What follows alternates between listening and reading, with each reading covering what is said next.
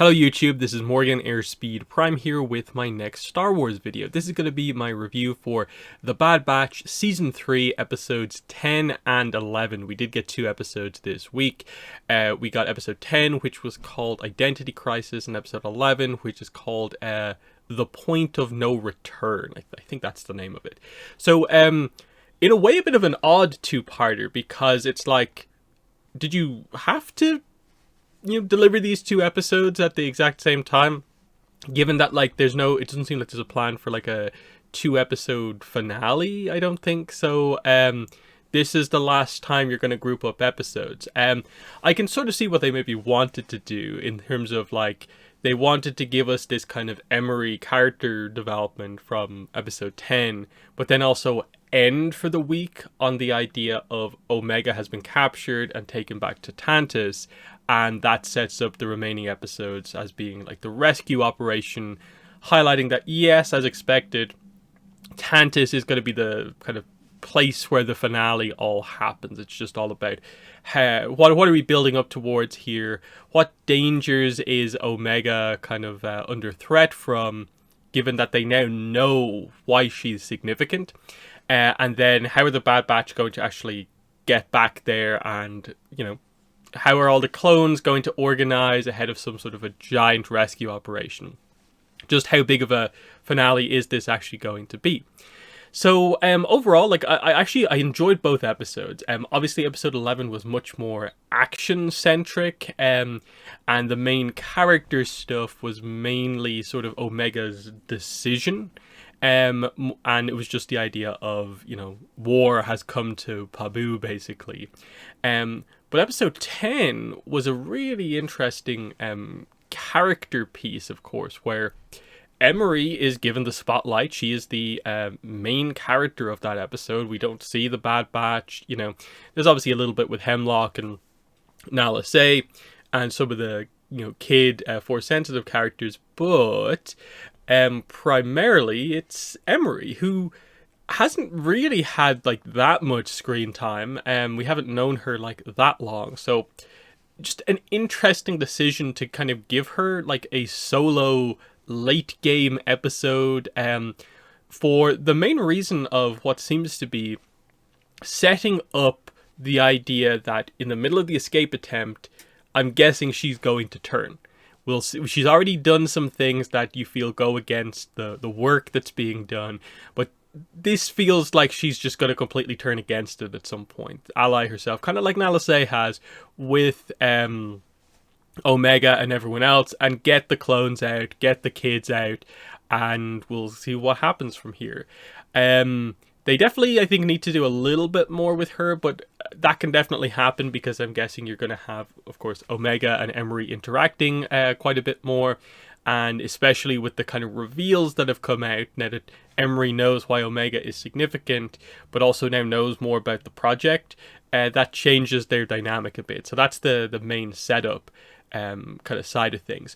Otherwise, I would say that episode 10 was a little bit sort of for the amount of significant kind of content that there was, it did feel like it was sort of stretched out a little bit in terms of I didn't really feel we got massive reveals about the exact scope of the project, because I felt it was very obvious that when they talked about specimens in previous episodes, they were obviously talking about what the source of M-Count in the first place was, and especially with recent episodes mentioning the idea of bounty hunters, hunting down, M-Count subjects. It's well, the reason that they can figure out that Omega is, good for M-Count transfers is that they have to have a M-Count source to transfer into her, so that comes from a place. And so, okay, they are, holding kids prisoner, basically, because they have high M count. And of course, most of the episode is about Emery being sort of promoted, being introduced to the vault of specimens here, and realizing that she does not like this at all, how they're being treated, because they are kids, because there isn't really any adult Force sensitives to do this on. So it's Emery kind of tackling with her conscience about this. So that's good. That's really good that we're actually getting some in-depth stuff with Emery. It's just that you will probably would say that some of the scenes were just a little bit repetitive in the sense of like what experimentation was actually being done here. And I'll have a section when I get through my just general thoughts on the episodes where I'll go a little bit more in depth on the whole M count situation. But just as a minor criticism of this episode, it's all like blood samples being taken, and by the looks of this episode, it's just what, like every day they just take a blood sample from the kids, and otherwise they're just doing some computer kind of work to do logic puzzles or something like that. Like, it wasn't obviously clear exactly what's happening here. Like, are the kids basically just, needed for their blood? That seems to be the idea in all of this. Whereas I was almost waiting for like a bigger reveal about this, where like, okay, like obviously terrible conditions they are already in, but I was almost waiting for something to be revealed that is even worse about what's happening here. It just felt like the episode never quite delivered a kind of final punch of some sort of a reveal or detail. It was just like, okay, like you don't know this character that well, but this is a notable thing for her. Next time we see Emery, it's going to be quite interesting meeting Omega again. We got to know some of the specimens a little bit, and that was kind of cool. But it's just, I think, finale type setup overall, and still a lot of questions. Like, I don't really feel they gave us any answers about, like, does this tell us anything more about Project Necromancer and what Omega's significance is, what the kids M count experiments really are? Not especially, but we'll get into that a little bit later on. But for the most part, like, that was this episode. It was kind of like episode 1 and 3, where they definitely took their time to set the scene and the atmosphere of what's going on, but like, did they actually say as much that's like really interesting as they maybe kind of needed to? Perhaps not. So again, they're pushing out more of the kind of bigger reveals for later on. It's just, does the show have the big reveals or not? Because I think we still have some questions about the whole Palpatine clone situation, about like, does it get solved here to get us to Snoke and Palpatine in episode 9? Or do they prevent Omega from being used to help the project, and so the whole Grogu kind of blood situation in like the Mandalorian era, that is the other way to maybe get to what happens. They're the kind of grander questions that we're asking, as in basically, does the Bad Batch actually plan to properly answer and explore this topic or not? So that moves us into episode 11, which of course is a complete switch up from episode 10. We go back to the Bad Batch on Pabu. We also get to meet the younger clones from episode 2 again, because I don't think we'd actually caught up with them. I might have missed them in the background in like maybe a previous episode, but we actually got a little bit of focus with them. They seem to be doing well on Pabu, highlighting that the happy times of like, they like this as a kind of base of operations. Everyone gets on really well, but the threat, because of Omega and her significance to the Empire, they know from what Ventress told them that something's going to happen. It's going to bring a threat to the island, to the planet, and that's exactly what happens. So the clone assassin, the clone loyalist, brainwashed assassin, whatever you want to call them, arrives on the planet. This is the one that went over the waterfall and survived. The one where there's a bit of a mystery surrounding, like, who is this character? Is it Tech? Is it Cody? They're the only two names I've really seen thrown out there, unless it's just going to be a reveal that it is just a random clone as part of the project. I feel, especially with this episode and the slight part in episode 10, I do feel they are purposefully not showing this character ever take off their helmet for a reason, that there is going to be some sort of a reveal here. So I think Tech probably is still quite likely. Cody, like I said, could work, but we have to wait and see what exactly happens here. Like, I don't think you can resolve all this clone stuff without addressing what the deal with Cody is because he's so significant, but we're just trying to wait and see what happens here, because I just think that unless you double, triple, quadruple down on the idea that Tech for sure is dead, I don't think we can believe it just based on what we've been told and shown up to now. Even though Omega actually takes out Tech's goggles, it's still the case of, like, given how far he fell, they're not that badly damaged.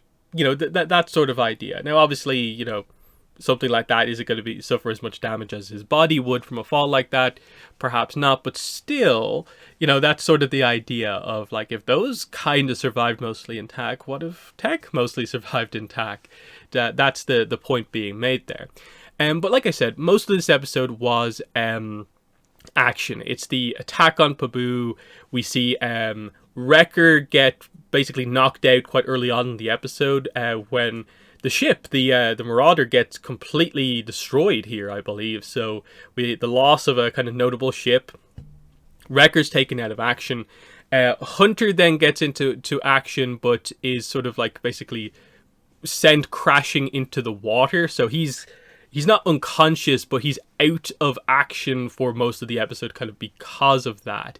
And that leaves kind of Crosshairs and Omega on their own to kind of figure out what's going on. And the core of what happens in the episode is basically Omega realizing she likes this place enough that she doesn't want to be the one, like, responsible for it being so badly destroyed. So to prevent more death and destruction, she's going to give herself up. And I like that Crosshairs is like, no, you can't do this. You can't go back there again, because these are the two that know what it's like being on Tantis. But Crosshairs, I think, trusts her enough, knows her enough that, like, this is reasonable. They have to very quickly come up with some sort of a plan of, like, hey, do this and you can try and find me. Do this and you can try and find me. So they sort of roughly settle on the idea of, you fire a tracker sniper shot onto the ship as it leaves, and that way you can find me. At least there's hope.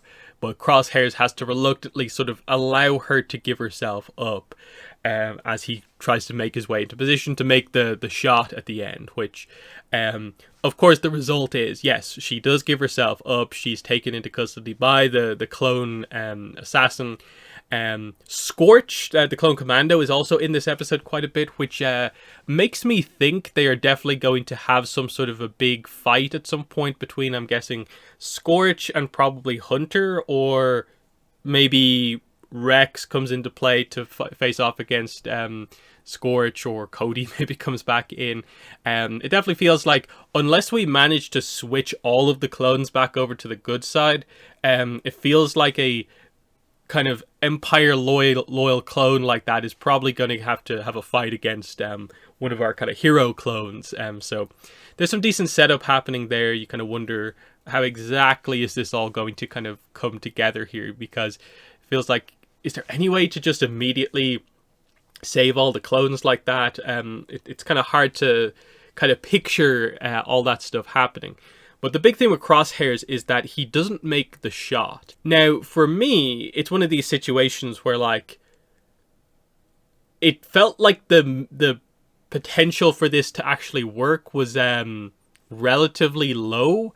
But I'm guessing the idea here is that if Crosshairs was at full ability, he would have been able to make this shot, but the fact that he allowed Omega to sacrifice herself, but then also missed the shot to sort of lead to an escape attempt. I'm guessing this will lead to some conflict once the Bad Batch meets up again. Like, a Hunter, I'm guessing, will be annoyed at Crosshairs for this, but to me, they probably need to write that scene as, like, he's initially frustrated, but ultimately accepts that, like, Omega made this choice on her own, and they just have to do what they can to kind of find her. And that, like, okay, they know she's going to be taken back to Tantis. It's all about just getting there and organizing a big enough attack force to make this actually happen. But the question is about, how do they organize this to make it work? Because this is a super important project for the Emperor, so there's going to be security. So they either have to do this completely undercover, or it has to be a giant kind of invasion force, which feels like Rex has to get all of the clones together to make this in any way kind of work. And then it's going to require something like, Emery turning the tables from the inside and like freeing the kids, potentially freeing the tamed clones, all this sort of stuff to cause chaos from the inside. So that's basically the setup where we're at on that side of things.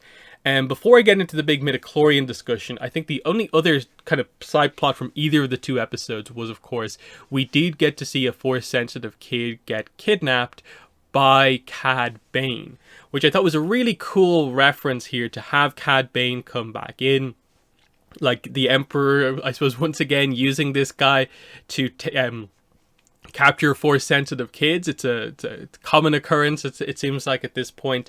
It was cool to see him and his droid again. He's always a fun character, even though, of course, he's a villain.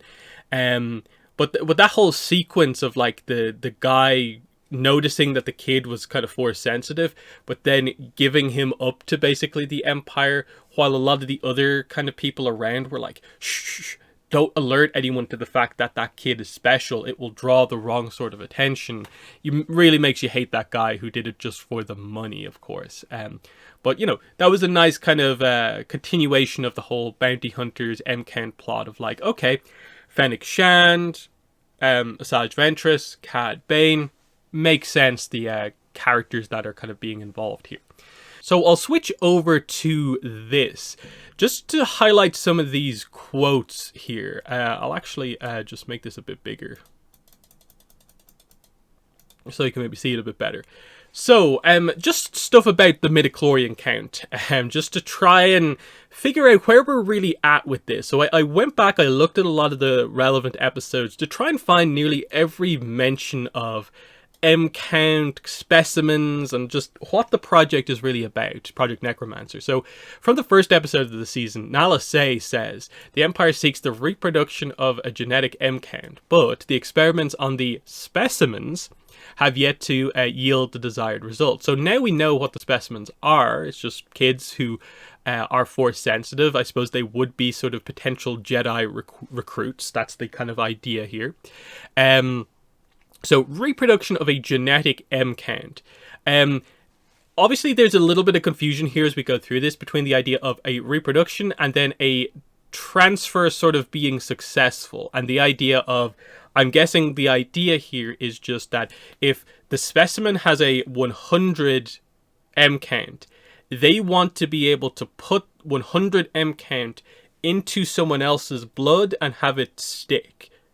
That's the reproduction. It's basically, we want to reproduce the number in someone else. So some of the wording gets a little bit, I think, confusing here, if you take it overly kind of literally, I suppose. So, the Emperor should be pleased that we accomplished a successful M-Count transfer, again, from the first episode of the season. But Hemlock responds to Nala Se and says, not when the M-Count was severely diminished in the process. If we do not match or exceed the specimen's original count, it is a failure. So they've managed, with people other than Omega, to actually put a tiny amount of M-Count into someone else's blood, but it has dropped in the process. So again, with the 100 example, they took 100, they put it into someone else's blood, and the result is that I'm guessing only like 10 passed over, if even that. Like, it dropped by 90% or more or something like that, and that's not good enough because, of course, the idea of the project overall is that we want to achieve a Palpatine clone that keeps a very, very high midichlorian count like he has. So we're looking to have a giant transfer, if not the same or bigger. And that's a kind of interesting kind of a prospect here of like, how exactly does that work? Like, is the idea that they're going for here where like if you get two kids and each of them have a midichlorian count of 100, are you trying to create sort of a source that you can put 100 from one kid in and 100 from another kid in, and the test subject basically now has 200 M-Count?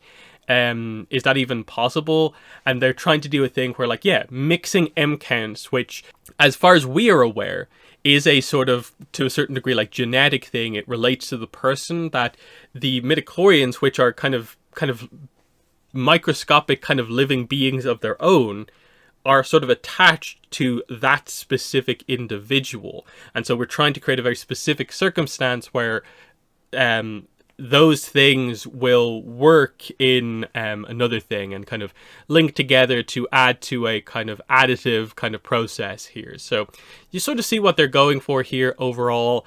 What they're not super specific about, though, as we sort of will get into, is the idea of like, it seems like this is all being done in terms of like blood work. Like they're just extracting blood from people, and it seems like what they're doing is either mixing blood together, or they are able to actually extract midichlorians out of blood and potentially put them into other things. Because this is where it gets slightly confusing about the idea of like, M count is just like basically number of midichlorians.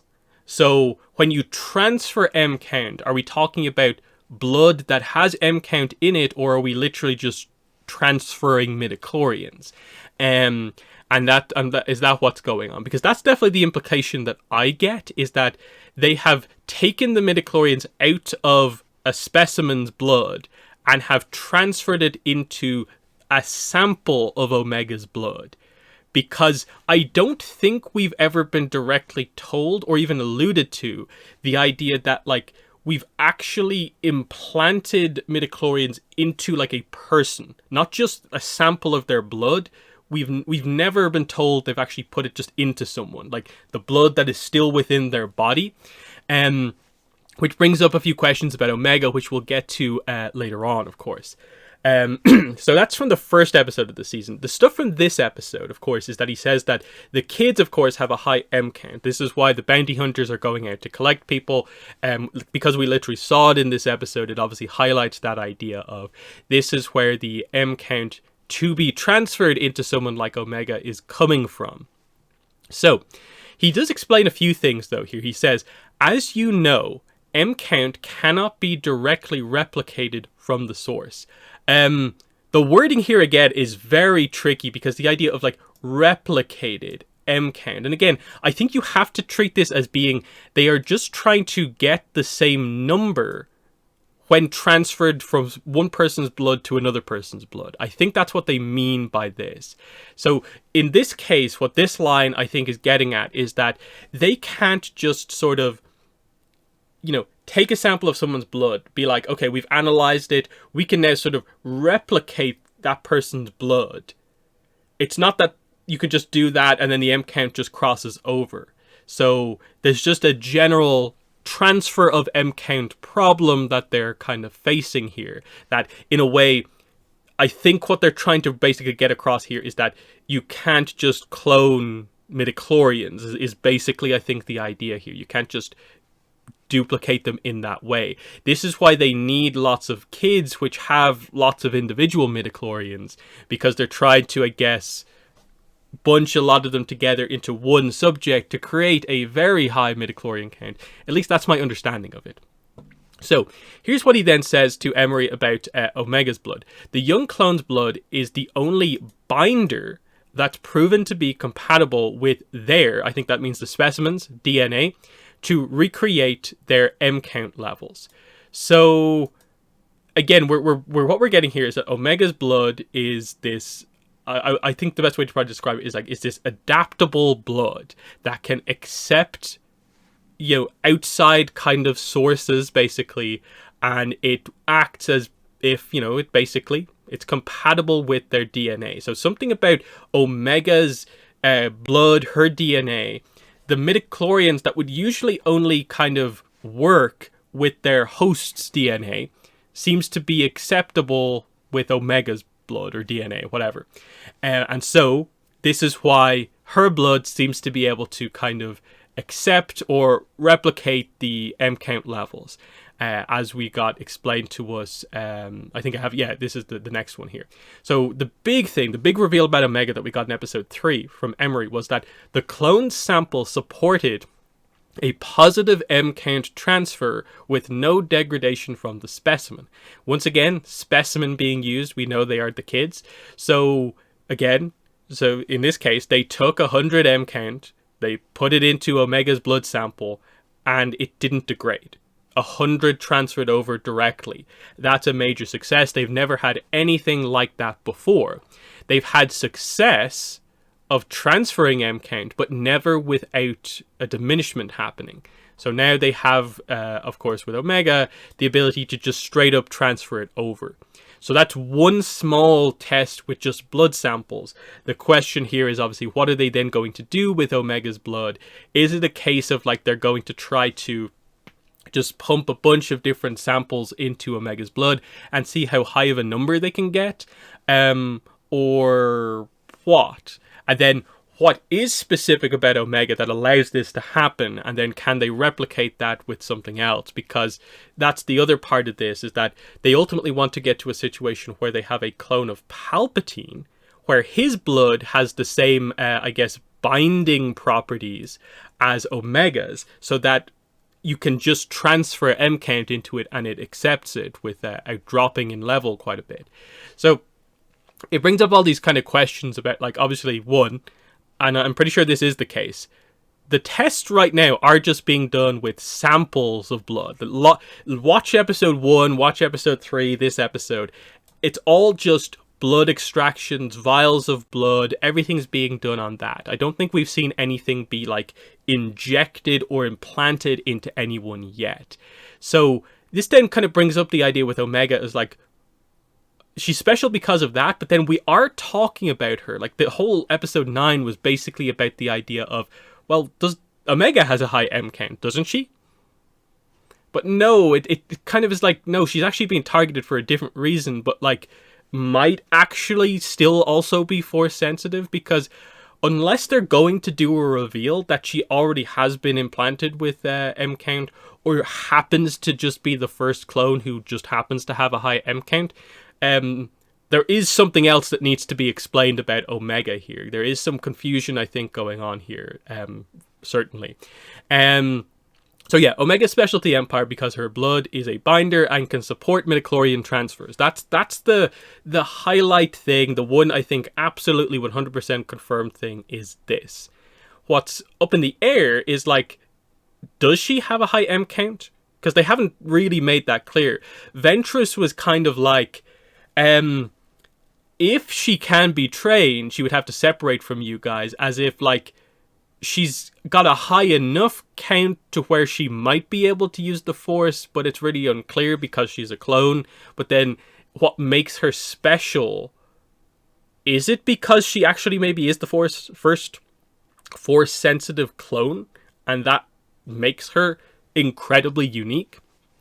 Something needs to be clarified, I think, about this. And it's the idea of, yeah, does she happen to also have a high M count, or has M count been transferred to her, is kind of the other angle on it. This is where I've missed some key stuff, maybe from previous seasons I haven't gone back to watch. But certainly I think everything that they've been highlighting here is just everything's being done via blood samples.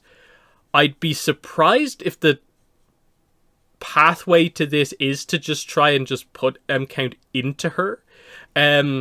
So the problem here is, like, our worry for Omega is, of course, you know, we don't want her to just be imprisoned, effectively just used for her blood, getting blood samples taken every day.